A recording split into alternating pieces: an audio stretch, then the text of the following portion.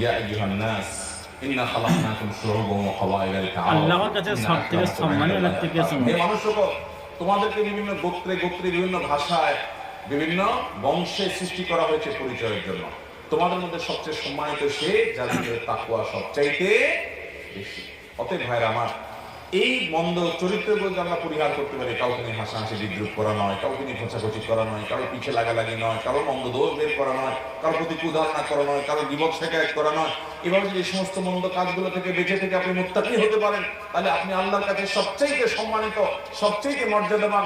দুনিয়ার মানুষ আপনাকে কি বলে কি জানে সেটা বিষয় নয়, বিষয় হলো আল্লাহর কাছে আপনি অনেক বেশি সম্মানিত।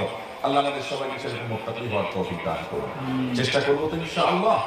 ভাইরা আমার, এই আয়াতের মাধ্যমে আল্লাহ রাব্বুল আলামিন জানিয়ে দিয়েছে যে এই মন্দ চরিত্রগুলো থেকে যদি বাঁচতে পারো, তুমি আল্লাহকে সম্মানিত হবা। এছাড়া অন্য কোনো পরিচয় দিয়ে তোমার কোনো লাভ হবে। তুমি কোন দল করো, কোন গ্রুপ করো,